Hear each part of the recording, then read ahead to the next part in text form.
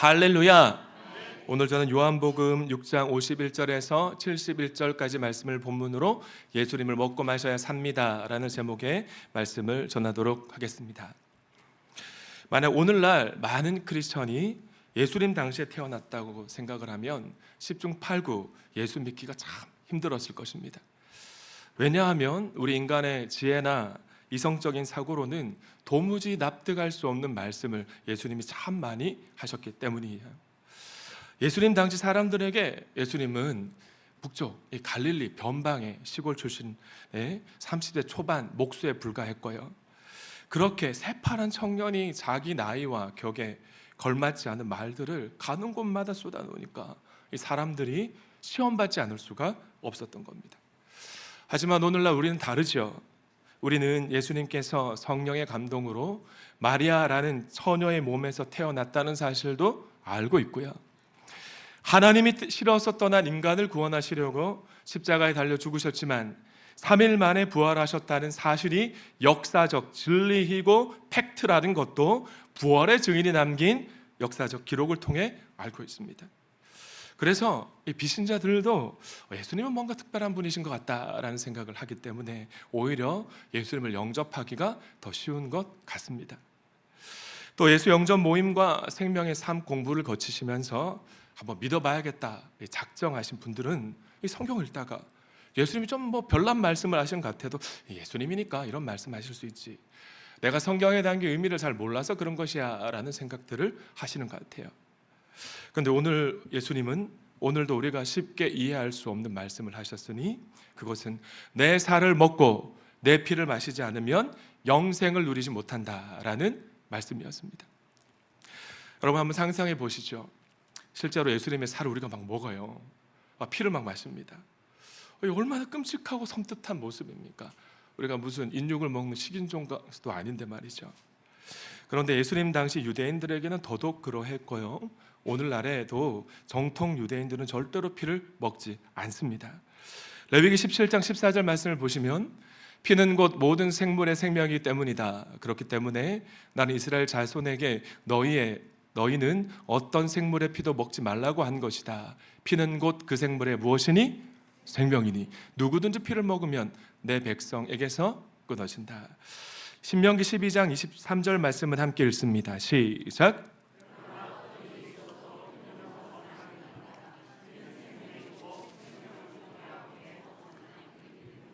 자, 레위기 17장 14절 말씀과 신명기 12장 23절 말씀 때문에 유대인들이 예수님의 말씀을 불편해했던 것입니다. 그래서 유대인의 메뉴에는요, 이 해장국이 없답니다. 왜 그럴까요? 선지가 들어가니까. 코셔 푸드라는 말을 들어보신 분 있으실 것 같아요. 이 코셔 푸드는요, 유대인 용어로 카셰르라는 음식인데 이미지 띄워주시면 조 마크가 딱 찍혀 있으면 코셔 푸드입니다. 코셔는 히브리어 단어 카셰르의 영어식 표현으로 허용된 적정한 이란 뜻을 갖고 있습니다. 유대인의 율법에 따라 음식이 만들어지고 저 마크가 붙어 있으면 코셔 푸드인 거예요. 발굽이 갈라지고 대생김질하는 짐승의 고기만 허용이 되고요.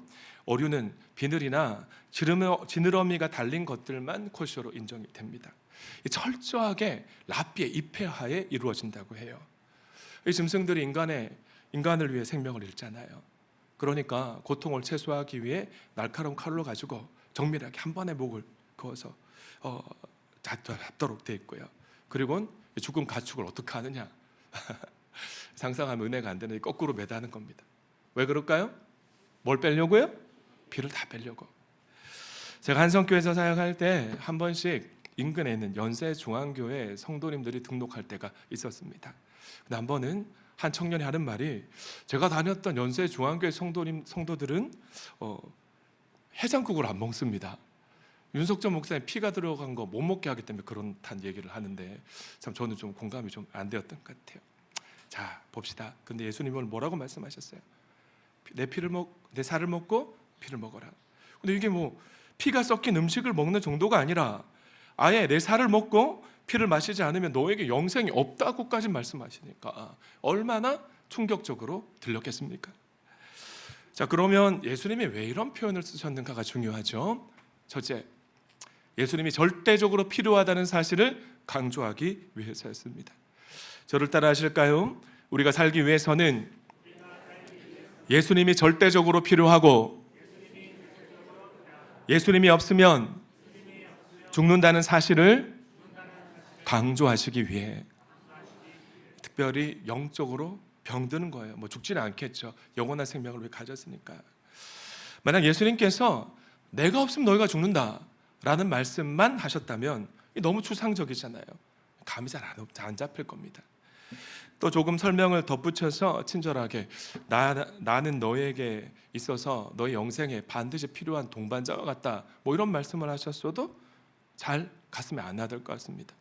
동반자 없이 홀로 살아가는 사람들도 있으니까요.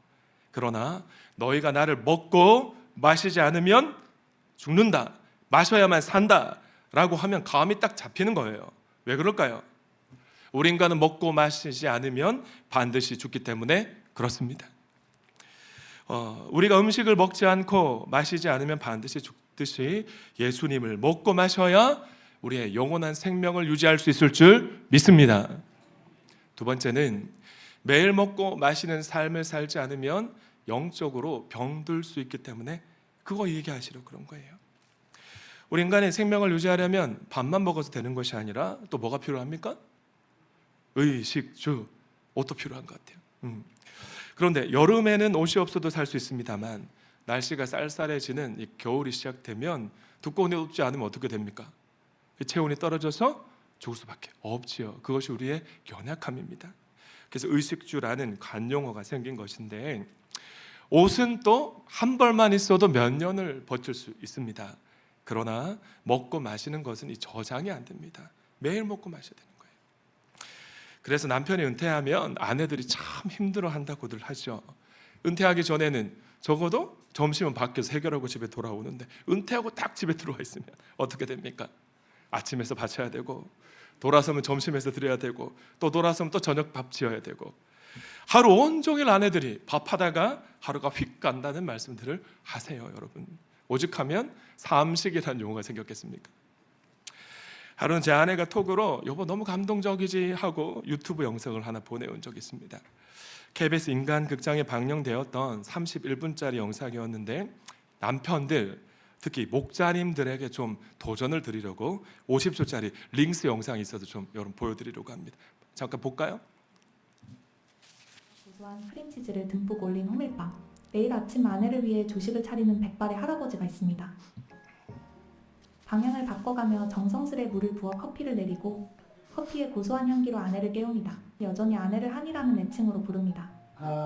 커피 다 내렸어요. 부러움의 웃음이시죠? 내렸어요. 무슨 아침잠이 많아 노심초사하는 아내를 위해 하루 이틀 대신하다 보니 지금까지 할아버지의 몫이 되었다고 합니다. 덕분에 소자신 결혼 생활 내내 향긋한 커피향과 함께 아침을 맞이합니다. 아침마다 이렇게 차려주시면 좀 편하시겠어요? 편한 게 아니라 그냥 행복이요. 미칠 것만 같아. 그런 영어 대사가 있대요. 나 없을 때 얘기하세요. 평생 서로를 위한 작은 배려로 행복을 쌓아온 이노 부부처럼 저도 이렇게 따뜻한 사랑을 나누며 늙고 싶네요. 자, 여기까지. 아내가 톡으로 영상을 보내주면서 남긴 말이 여보도 나를 사랑하니까 은퇴하면 아침 해줄 거야? 그러는 거예요. 매우 당황스러웠습니다. 최대한 티를 안 내고 그랬죠. 은퇴하면 내가 아침 못 해줘도 점심은 해줄 테니까 걱정하지 말라고. 사랑하는 여러분, 우리가 겨울잠을 자는 짐승들처럼 한번 잔뜩 먹고 나면 그 배가 안 고프면 얼마나 좋겠어요. 근데 이게 그렇지 않거든요. 어제 원로 목사님 사모님, 원로 장로님, 은퇴 장로님 부부와 함께 시무 장로님 열린당에 식사하는 시간 좀 가졌습니다. 맛있어 제가 잔뜩 먹었거든요. 아침이 되니까 또 허기까지 먹어야 되고. 우리는 매일 먹고 마셔야 삽니다. 그런데 영혼의 양식인 예수님을 먹고 마시는 것도 마찬가지라는 것이죠. 말씀 축제나 세겹줄 특별 기도회나 삶 공부 시간에 아무리 잔뜩 먹고 마셨어도 금세 시간이 지나고 나면 영혼의 허기가 지기 때문에 우리는 매일 예수님을 먹고 마셔야 될 줄 믿습니다. 근데 우리는 어떤가요? 주일날 예배당 문을 나설 때는 이번 주에는 오늘부터 하나님 생각, 예수님 생각 좀 많이 하고 살아야지 그렇게 결단을 합니다. 그러나 너무 바쁘죠. 그래서 주님 생각할 시간이 없고 저녁 때쯤 되면 우리 안에 내재하신 성령님이 주신 양심의 찔림을 느낍니다. 오늘도 하나님 생각 내가 한 번도 하지 못하고 시루에 쫓겨서 살았구나. 내 뜻과 내 감정에 좋은 대로 막 살았구나 하는 성령의 감동이 있는 것입니다. 또 어떨 때는 한 주간 내내 너무 바빠가지고 하나님 생각 한 번도 하지 못하고 주일날 예배당에 다 앉아서 찬양팀 찬양하면 그제서야 겨우 하나님께 시선을 돌리는 것이 우리의 모습인 것이에요. 한 번 더 따라 하실까요? 그러나 우리는 예수님을 매일 먹고 마시지 않으면 영적으로 병든다. 아멘이십니까? 그래서 바울 사도는요, 성령의 취함을 술 취함에 비유한 것입니다. 성도님들, 우리가 예수님을 매일 먹고 마시지 않으면요, 그렇게 성령에 취하지 않으면 어느 날 정신이 번쩍 드는 거예요. 제가 포도나무의 비밀이라는 설교 시간에 언급했던 것처럼 정신 이성적으로 탁 돌아와서 지금 내 코가 석차한데 어쩌려고 내가 이렇게 많은 시간을 이렇게 하고 있는 걸까? 목장 모임 내가 양치기 소녀야? 시간 아깝다. 적당히 예수 믿자. 이런 생각들이 내 안에서 스물스물 올라오는 겁니다. 그럼 어떻게 될까요? 하나님이 제 삶의 전부입니다. 하나님의 영광을 위해 하나님의 기쁨이 되는 삶을 살게 해주십시오. 실컷 결단하고 기도해놓고 돈이 최고지. 이렇게 살다가 애들 학원비나 제대로 낼 수 있겠어? 돈 벌러 가자. 적당히 믿자. 나에게 아무런 도움이 안 되는 아무개 집사, 아무개 목원, 내가 왜 비율을 맞추며 살아야 되는 건가?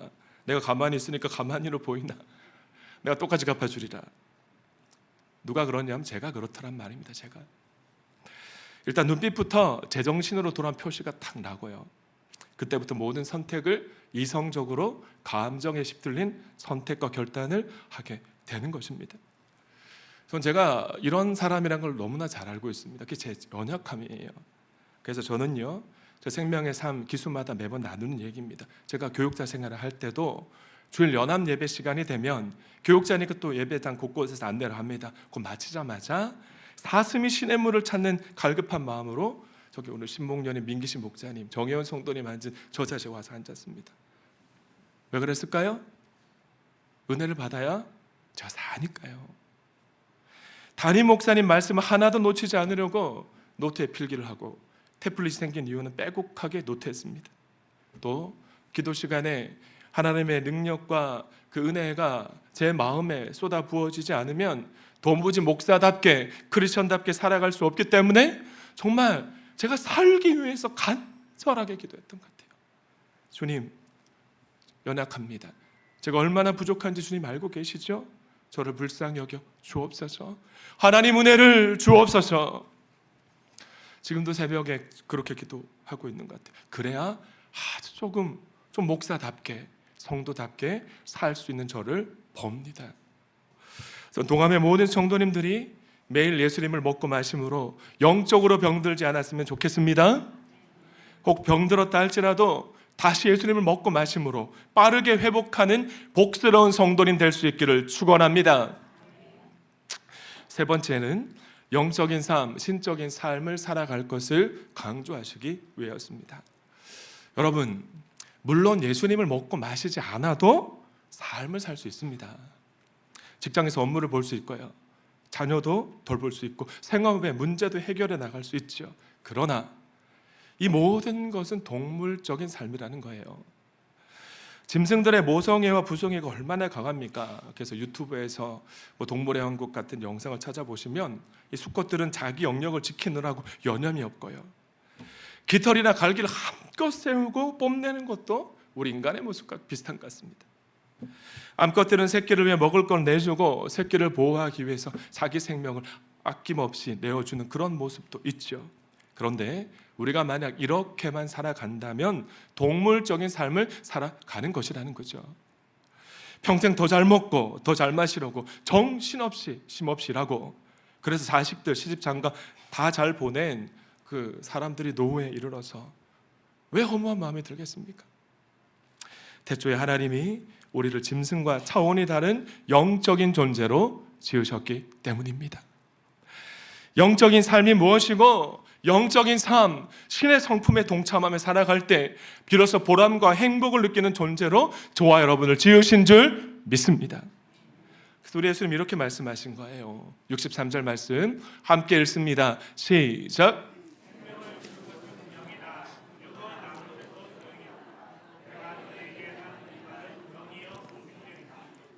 성도님들, 하나님이 우리에게 어떤 삶을 원하실까요? 동물 같은 짐승적인 삶은 아닐 것입니다.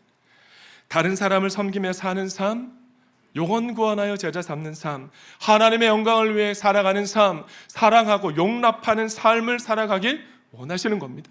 쉽지 않지만 여러분 한번 가만히 생각해 보시죠.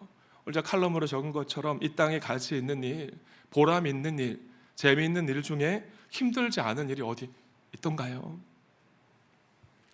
그러나 기쁨과 감사와 보람을 그 가운데 느끼고 목원들과 함께 또 하나님이 허락하신 동력자들과 함께 한계가 찾아왔을 때 매일마다 극복해 나간 영적인 삶, 신적인 삶을 살아가기를 저와 여러분에게 하나님은 간절히 원하고 계십니다.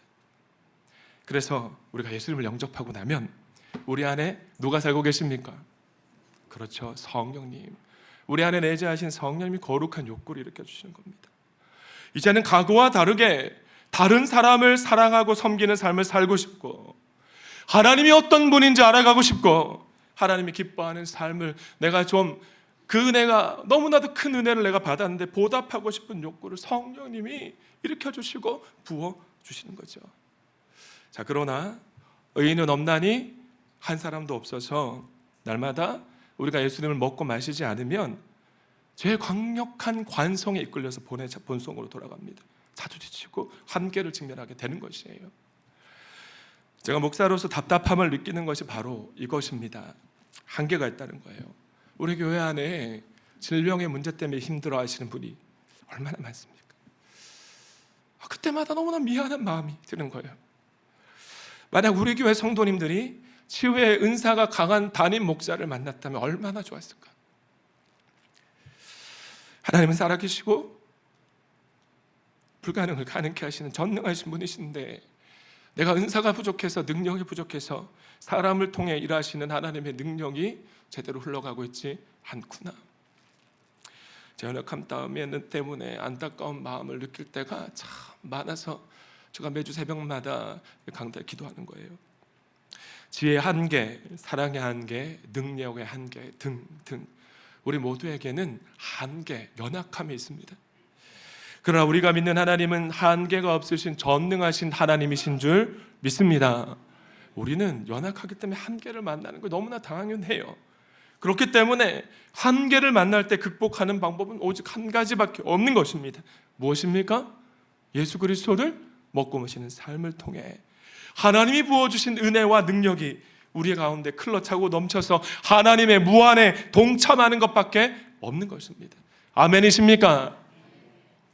하나님이 우리에게 원하시는 것은요, 나의 한정된 지혜에 벗어나서 성령님이 공급해 주신 하늘의 지혜를 가지고 완전한 지혜의 삶을 사는 것입니다. 성령님이 부어주시는 사랑으로 말미암아 내 사랑의 한계를 극복하고 내 힘으로 사랑할 수 없는 사람을 용납하고 살아가는 신적인 삶을 사는 것이고요, 날마다 하나님을 경험하면서 신적인 삶을 멋지게 살아갈 때 우리 가운데 간증이 있죠. 대표적인 사람이 다윗인데 시편 18편 29절에서 그는 이렇게 노래합니다. 함께 읽습니다. 시작.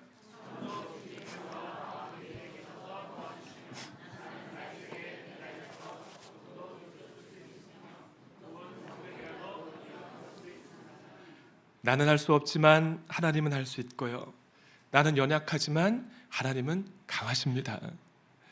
내 안의 한계를 뛰어넘게 하시는 하나님을 경험하는 기쁨을 매일의 삶에서 맛보는 성도님들 되시길 축원합니다.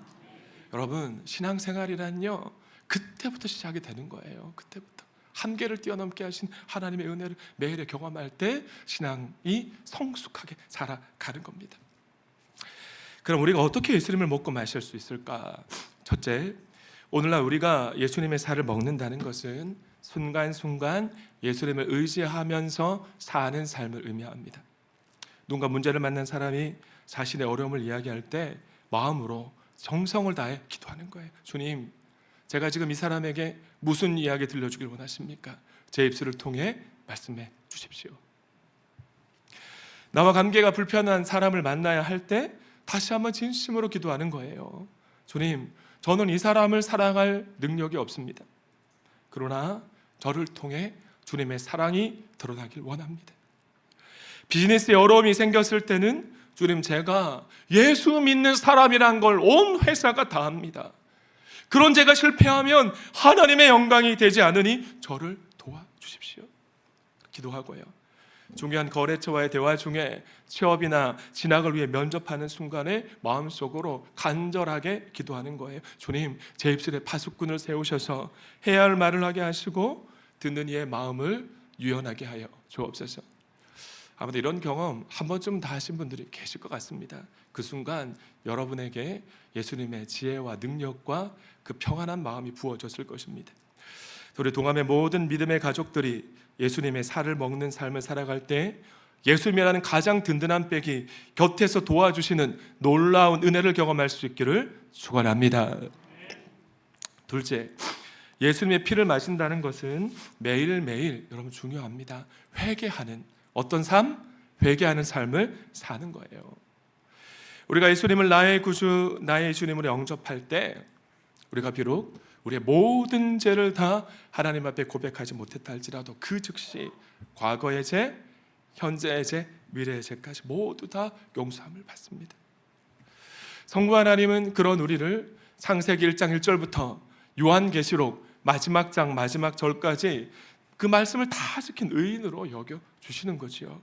한 번 더 따라합시다. 이신층이, 이신득의, 이것을 이신층이 또는 이신득이 고려라고 하는데요, 믿음으로 의롭다 칭함을 받는다라는 뜻을 가진 교리입니다. 자, 그런데 신앙생활하는 분들 가운데 구원의 확신이 없는 분이 너무 많은 거예요. 그런 분들에게 구원의 확신을 심어주려고 이신층이 교리를 교회가 막 강조하다 보니까 부작용이 하나 생겼어요. 그게 뭘까요? 회개가 약해지는 거. 언젠가 너무 안 씻는 남편 때문에 자주 싸우다가 결국에 이혼했다라는 부부의 이야기를 제가 들은 적이 있습니다. 여러분, 목욕을 깨끗하게 한 사람이 한 번 깨끗하게 목욕했다고 그날부터 머리도 안 감고 세수도 안 하고 손가발 안 씻으면 어떻게 될까요? 본인은 뭐 어떤지 모르겠습니다. 주위 사람들의 피해가 가죠. 냄새가 나서 옆에 가고 싶은 마음이 안 들 것 같습니다. 사랑하는 성도님들, 매일 하루의 삶을 성찰하고 회개하지 않는 사람은요, 예수님의 피를 마시지 않는 사람입니다. 목욕을 한번 깨끗하게 한 후에 씻지 않고 쭉 지내는 사람과 같다는 사실을 기억하십시오. 우리 중에 죄 안 짓고 사는 사람이 있습니까? 제가 예수 영접 모임할 때마다 하나님 나라의 법에 대해서 이야기를 하고 하나님의 법의 기준에서 여러분 하루에 몇 번 정도 죄 짓고 살아가느냐는 질문을 꼭 드리거든요. 그러면 솔직하게 본인들이 죄 안 짓고 살아가지 않는다고 뭐 하루에 5번 정도 죄 짓는다는 걸어다니는 천사를 제가 만난 적이 있습니다만 죄 안 짓고 살아가는 사람은 한 사람도 없습니다. 근데 이 죄의 가장 큰 문제가 뭐냐? 하나님과 우리 사이를 가로막는다는 것이에요. 이사야서 59장 2절 말씀 너무 잘 알고 있지만 한 번 더 읽어주십니다. 시작.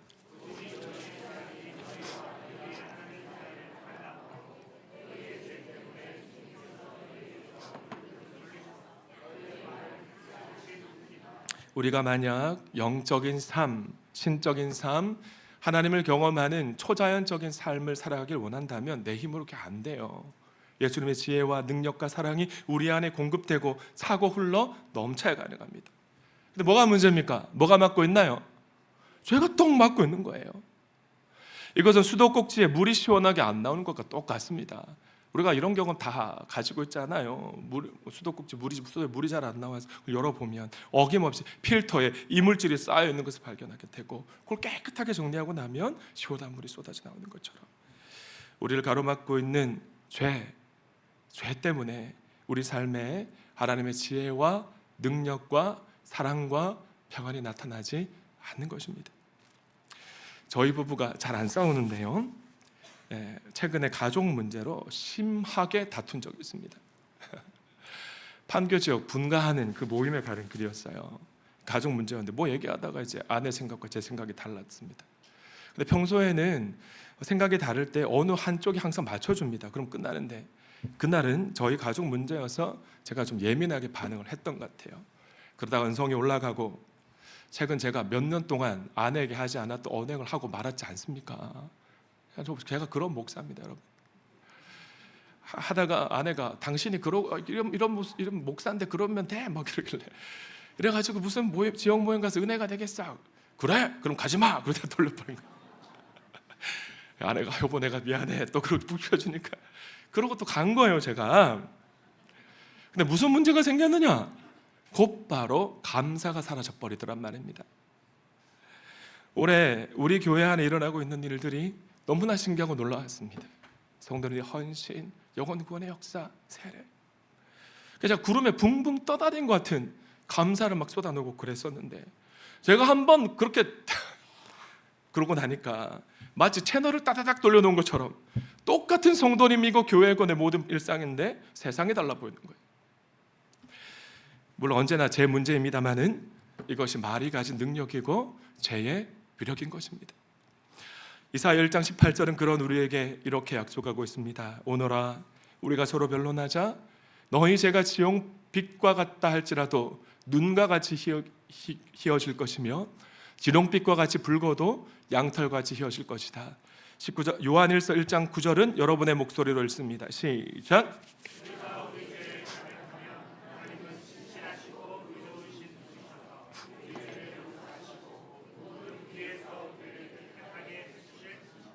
성도님들 우리가 순간순간 예수님을 의지하고요 그렇게 예수님의 살을 먹고 매일매일 하루의 삶을 성찰하면서 죄를 회개하는 예수님의 피를 먹는 삶을 살아가면요 56절의 은혜를 누리게 됩니다. 예수님이 내 안에 계시고 내가 예수님 안에 거하니 이게 인간의 이성으로 도저히 설명될 수 없는 놀라운 신비를 우리가 누리게 되는 것이죠. 예수님의 지혜가 내 지혜가 되고 예수님의 능력이 내 능력이 되며 예수님의 사랑이 나의 사랑이 되다가 결국엔 예수님의 소원이 내 소원이 되는 그러니까 신앙생활이 쉬워지는 것입니다. 그러나 오늘 본문을 보시면 예수님의 말씀 후에 나타난 사람들의 반응은 크게 세 가지였습니다. 첫 번째, 떠나는 제자들이 있었습니다. 60절 말씀을 보시면요 60절 말씀 띄워주세요. 예수의 제자들 가운데 여럿이 이 말씀을 듣고 말하기를 이 말씀이 이렇게나 어려우니 누가 알아들을 수 있겠는가 하였다. 여기서 어렵다로 번역된 헬라 단어는요 듣는 사람의 기분이 좋지 않게 만들거나 역효과를 일으킨다라는 뜻을 가진 단어입니다. 예수님의 가르침을 들은 사람들은 도무지 받아들일 수가 없었던 거죠. 그래서 66절 말씀에서는 함께 읽습니다. 시작.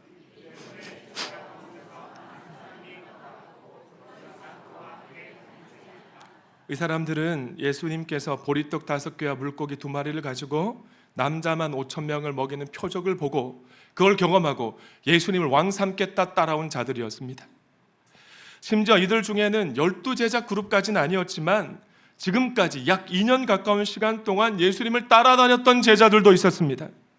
그러나 이들은 예수님께서 자신들이 원하는 정치적 봉계에 관한 말씀을 하지 않으시고 내 살을 먹고 내 피를 마셔야 한다는 헌신에 관한 이야기를 하시자 썰물 빠지듯이. 그럼 상상해 보세요. 예수님 주변에 수많은 사람들이 모여 있었는데 하나 둘 떠나가고 어쩌면 이 사람들은 예수님이 하신 말씀의 의미를 알았을지도 모르겠습니다. 그러나 예수님을 먹고 마시는 삶이란 자기를 포기하는 삶이란 사실을 알게 되자 예수님을 떠나고 만 것입니다. 두 번째, 끝까지 따르는 제자들이 있었습니다. 67절 말씀을 보시면 사람들이 하나둘 떠나가고 12제자와 여인들만 남으니까 예수님이 제자들에게 물어주셨어요. 너희도 나를 떠나려느냐? 너희도 가려느냐? 예수님의 쓸쓸한 마음이 저와 여러분의 심령 가운데 느껴질 수 있었으면 좋겠습니다. 그러자 수제자 베드로가 제자들 그룹을 대표해서 이렇게 대답을 하죠. 주님, 우리가 누구에게로 가겠습니까? 선생님께는 영생의 말씀이 있습니다. 69절 말씀 띄워주시고 함께 읽습니다. 69절 시작.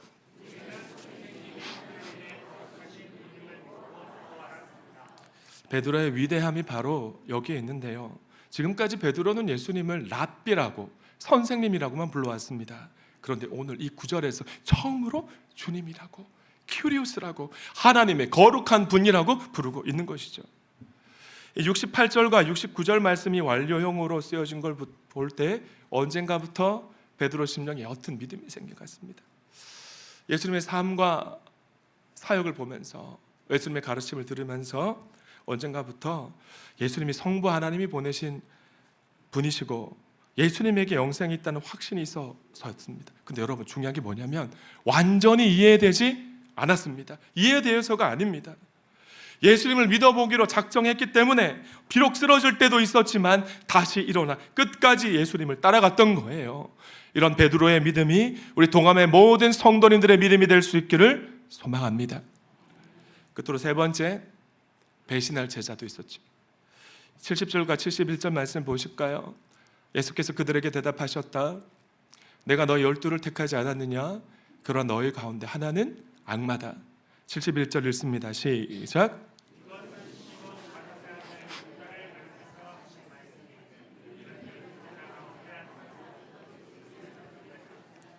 그러나 12제자 가운데에는 앞으로 예수님을 배신할 제자도 있었습니다. 그 제자가 누구죠? 가룟 유다. 예수님은 가룟 유다가 자신을 배신할 것, 팔 것을 알았지만 가룟 유다를 내쫓지는 않으셨어요. 저는 가룟 유다가 예수님을 사랑했다고 믿는 목사입니다.